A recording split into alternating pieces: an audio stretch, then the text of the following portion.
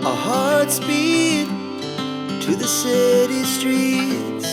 We began to feel the fire.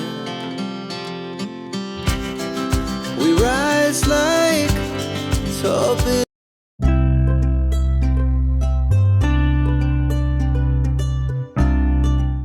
नमस्कार मंडळी, मी रुपाली तुमचं पुन्हा एकदा खूप खूप स्वागत करत आहे आजच्या एका नवीन व्लॉगमध्ये. आय होप तुम्ही सगळे मस्त असाल, आनंदी असाल.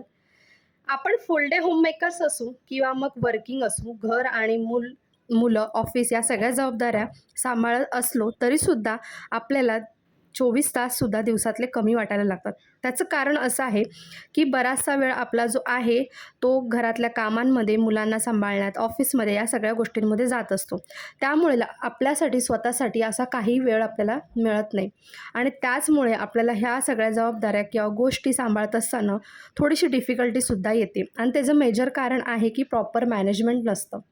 त्याचबरोबर दिवसातला आपण काही वेळ जो असतो उगाचच मोबाईल पाहण्यामध्ये किंवा टी व्ही पाहण्यामध्ये, फोनवर गप्पा मारण्यामध्ये घालवत असतो. त्यामुळे आपल्याला दिवससुद्धा कमी वाटायला लागतो आणि दिवसभरातला मेजर वेळ जो आहे आपला किचनमध्ये जात असतो.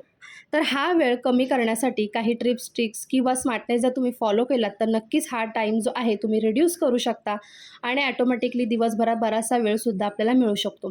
तर मस्ट क्लिनिंगची सवय जी आहे ती आपण स्वतःला लावून घ्यायची. किचन रात्री झोपण्यापूर्वी व्यवस्थित क्लीन करून सगळ्या गोष्टी जागच्या जागेवर ठेवून काउंटर टॉप जो आहे तो रिकामा करून ठेवायचा. ज्यामुळे काय होईल ना, सकाळी उठल्या तुम्ही लगेचच तुमच्या हलकं-फुलकं क्लिनिंग करून नाश्त्याला किंवा जेवणाला लागू शकता. त्यानंतर आपल्याला फ्रीजमधल्या अशा काही गोष्टी असतात ज्या फ्रीज करायच्या असतात, तर त्या लगेचच तुम्ही काढून काउंटर टॉपवर ठेवून देऊ शकता आणि तुमच्या इतर कामांना म्हणजे जसे की सकाळी तुम्हाला नाश्ता बनवायचा आहे तर त्याला सुरुवात करू शकता. त्यामुळे काय होईल ना, एका साईडला तुमचा नाश्ता होतो, एका साईडला ज्या गोष्टी तुम्हाला फ्रीज करायच्या आहेत तर त्या नॉर्मल टेम्परेचरला हळूहळू येत असतात. यामुळे एकतर तुमचा गॅस जो आहे तो सुद्धा कमी जळतो आणि आपल्याला लगेचच जेवणाला सुद्धा सुरुवात करता येते. कारण बऱ्याचदा असं होतं ना की वाटण वगैरे आपलं जे असतं ते फ्रीझरमध्ये ठेवलेलं असतं किंवा ओलं खोबरं जे असतं ते फ्रीझरमध्ये ठेवलेलं असतं, तर ते मग नॉर्मल टेम्परेचरला येईपर्यंत आपल्याला वाट पाहावी लागते आणि आपला बराचसा वेळ वाया जातो. तर ही ट्रिक जर तुम्ही फॉलो केलीत ना फ्रीज करण्याच्या गोष्टी, तर नक्कीच तुमचा वेळ बराचसा वाचू शकतो. मधला मेजर टास्क जो असतो आपल्याला पूर्णपणे स्वयंपाक करण्याचा आणि यासाठी ना बराचसा वेळ आपला जात असतो आणि याची प्रोसेससुद्धा खूप मोठी असते. जसं की कुकर लावणं, त्यानंतर भाज्या चिरणं, कांदा चिरणं या सगळ्या गोष्टी असतात. तर सगळ्यात पहिल्यांदा काय करायचं आहे की नाश्ता झाल्या लगेचच कुकर जो आहे तो लावून घ्यायचा आहे. कारण कुकर लावणं, त्यानंतर शिट्या होणं, त्यानंतर पुन्हा तो थंड होण्यासाठी ठेवणं ही थोडीशी एक लाँग प्रोसेस आहे आणि ह्यासाठी बराचसा वेळ जातो आणि ह्या गोष्टीसाठी आपण वाट बघत बसलो तर आपली इतर कामंसुद्धा राहून जातात. तर सगळ्यात आधी काय करायचं आहे, कुकर जो आहे तो लावून घ्यायचा आहे. जसं की डाळ, भात आपण एकत्र लावतो तर तोपर्यंत आपण दुसरी कामं करू शकतो. जसं की तुमचं क्लिनिंगचं काम असेल किंवा इतर कोणती कामं असेल ती तुम्ही नक्की करू शकता किंवा कटिंगची, चॉपिंगची कामं असतील. तर इथे मी उठल्या आधी काय करते ना, नाश्ता वगैरे झाला की लगेचच मी डाळ भाताचा कुकर लावून घेते.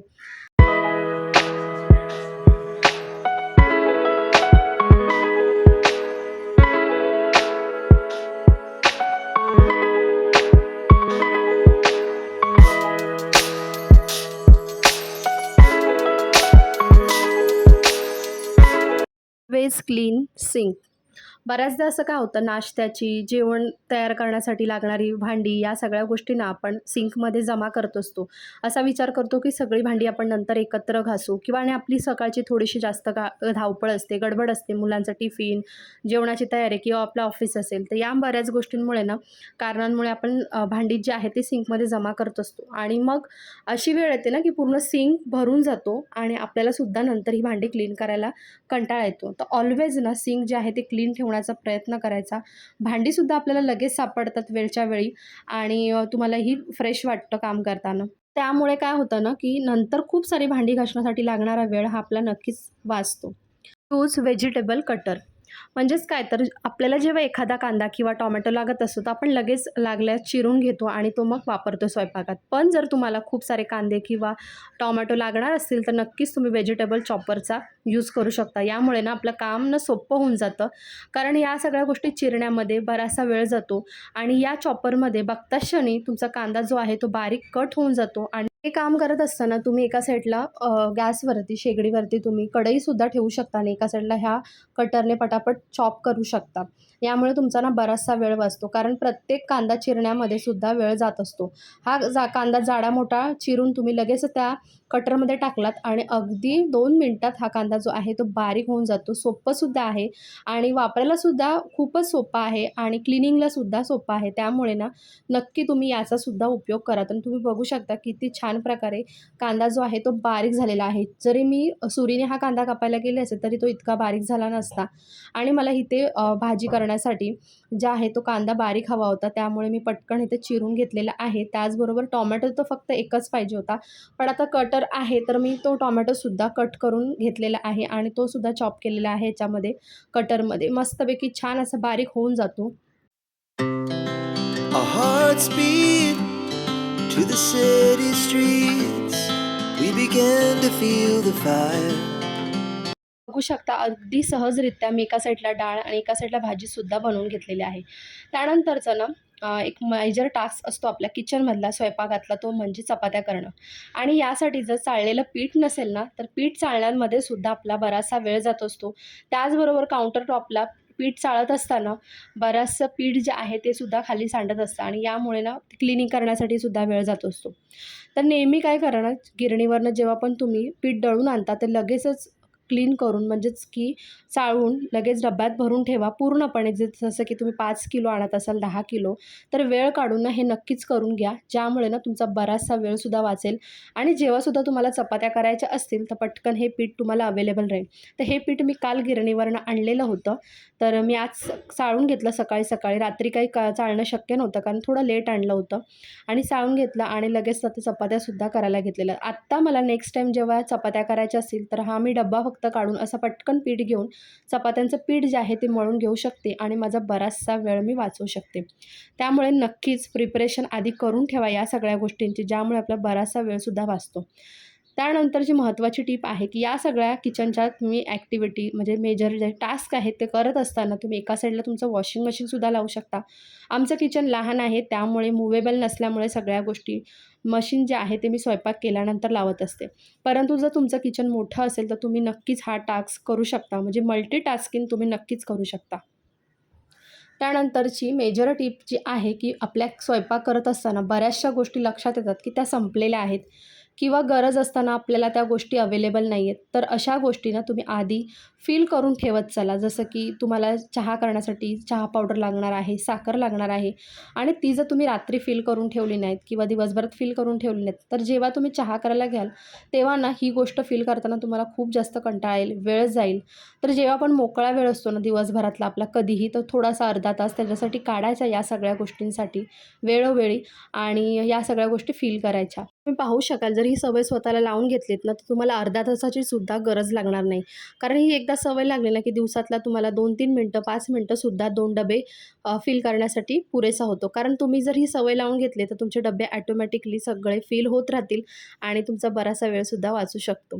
तर ही टिप देखील नक्की तुम्ही फॉलो करा. बघा तुम्हाला किती फरक जाणवेल तुमच्या आणि तुम्हालासुद्धा कंटाळा येणार नाही, फ्रेश वाटेल काम करताना. कारण जागच्या जागी जर वेळोवेळी गोष्टी सगळ्या आपल्याला मिळत राहिल्या, सापडत राहिल्या तर आपल्याला कधीच स्वयंपाक करायला कंटाळा येणार नाही. त्यानंतर महत्त्वाची एक टीप आहे जी की किचनमध्ये आपल्याला किचन काउंटर असू दे किंवा किचनचे रॅक्स असू दे किंवा किचनच्या आजूबाजूचा सरफेस असू दे, वेळोवेळी क्लीन जर नाही केला तर डीप क्लिनिंगसाठी किंवा पूर्ण किचन क्लिनिंगसाठी जो बराचसा वेळ आपला जातो ना दिवसभरातला 2, 3, 4, 5 जसं किचन तुमचं असेल त्या प्रमाणाचा वेळ, तर तो वेळसुद्धा तुम्ही वाचवू शकता. तर काय करायचं दिवसभरातला ना एक 10 मिनटं 15 मिनटं जसं तुमचं किचन असेल त्याप्रमाणे एक वेळ ठरवायचा किंवा दिवसभरातला जो तुमचा मोकळा वेळ असतो तो ठरवायचा आणि किचनसाठी द्यायचा, क्लिनिंगसाठी खास करून. त्यावेळेला जेवणाची किंवा इतर कामं कुठलीही असली नाहीत पाहिजे, फक्त क्लिनिंग. तर नक्कीच तुम्ही हा रूल स्वतःला लावून घ्या, फॉलो करा. यामुळे बघा तुमचं किचन आहे ना नेहमी चकाकत राहील, स्वच्छ राहील. कधीही पाहुणे आले, कोणी आलं घरी तरीसुद्धा तुम्हाला एम्बॅरेसिंग होणार नाही. कारण किचन काउंटर, किचन फळ्या, ज्या काही रॅक्स असतील त्या ऑलवेज क्लीन राहतील. कॉक्रोचेस होणार नाहीत. कॉक्रोचेस क्लीन करण्यामध्ये लागणारा वेळसुद्धा नक्कीच वाचू शकतो. तर नक्की करा ही टिप्स फॉलो. तुम्हीसुद्धा असंच करते. एक-एक काउंटर जे आहे किंवा एक-एक पार्ट जो आहे तो क्लिनिंगला घेत असते. त्यामुळे ना ऑलवेज किचन हे क्लीन राहत असतं. असं पण मी महिन्यातून एकदा डीप क्लीनिंग करत असते. तरीसुद्धा हे शेड्यूल मी स्वतःसाठी लावून घेतलेलं आहे. त्यामुळे माझ्या किचनमध्ये एकही कॉकरोच नाही आहे. Our hearts beat to the city streets. We began to feel the fire. स्वयंपाकासाठी किंवा मग नाश्त्यासाठी अशा बऱ्याचशा आपल्याला गोष्टी लागत असतात, ज्या भाजण्यामध्ये किंवा त्या सुरुवातीची जी प्रिपरेशन असते त्या करण्यामध्ये बराचसा वेळ जातो. जसं की आपल्याला स्वयंपाकाचं उपमा, शिरा या सगळ्या गोष्टी बनवायच्या असेल तर रवा जर आयत्या वेळेला आपण भाजायला घेतला तर खूप सारा वेळ जातो. शेंगदाणे लागतात काही वेळेला भाज्यांमध्ये. तर या सगळ्या गोष्टी ना आधीच तुम्ही भाजून ठेवल्यात डब्यामध्ये भरून, तर जेव्हा पण तुम्हाला नाश्ता बनवायचा आहे, भाज्या बनवायच्या, तर पटकन या गोष्टी यूज करू शकता. प्रकारच्या सवयी, स्मार्ट टिप्स तुम्ही जर फॉलो केल्यात आणि तुमचा स्वतःचा स्मार्टनेसपणा वापरलात, तर नक्कीच तुम्ही किचनमधला बराचसा वेळ वाचवू शकता. तुम्हाला माझ्या टिप्स आवडल्या असतील, आजचा व्हिडिओ देखील नक्की आवडला असेल. जर आवडला असेल तर लाईक, सबस्क्राईब, शेअर करायला अजिबात विसरू नका.